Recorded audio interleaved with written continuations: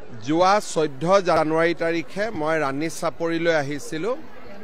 তাত মই দেখা পাইছিলোঁ যে ইলেক্ট্ৰিচিটি নোহোৱাৰ কাৰণে ৰাইজে জলসিঞ্চনৰ প্ৰকৃত সুবিধাৰ পৰাও বঞ্চিত হৈছে আৰু ৰাতি তাত খেতিৰ লগতে ৰাতি থকাৰো সমস্যাৰ সন্মুখীন হয় আৰু দলংখন নোহোৱাৰ বাবে নাও দিয়েই যাতায়াত কৰিবলগীয়া হয়। আজি আমি পৰীক্ষামূলকভাৱে ইয়াত এখন পন্টং ব্ৰিজ আমি বনাম। যদি এই ব্ৰিজখনে ৰাইজক সুবিধা কৰি দিয়ে, আমি আৰু এখন বা দুখন ৰাণী চাপৰি ৰাইজৰ কাৰণে আমি এনেধৰণৰ ব্ৰিজ বনাই দিব পাৰিম। ইয়াৰ উপৰিও আজি আমি প্ৰায় 7 কোটি টকা খৰচ কৰি ৰাণী চাপৰিলৈ ইলেক্ট্ৰিচিটি গ্ৰিড আমি লৈ অহাৰ ব্যৱস্থা কৰিছোঁ। প্ৰায় 25 কিলোমিটাৰ চাপৰিত এতিয়াৰ পৰা ৰাইজে লাইট পাবলৈ সক্ষম হ'ব। আমাক 2 মাহ লাগিব, 2 মাহত এই কাম সম্পূৰ্ণ হ'ব।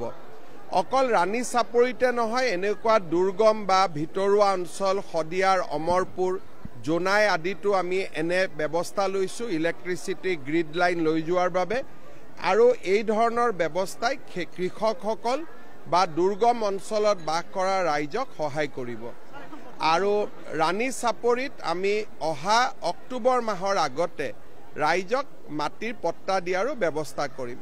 অসমত পন্টং ব্ৰিজ এইবাৰ প্ৰথমবাৰৰ বাবে কৰা হৈছে। ইয়াত যদি আমি সফল হওঁ, এনেধৰণৰ ব্ৰিজ আমি আৰু বনাব পাৰিম।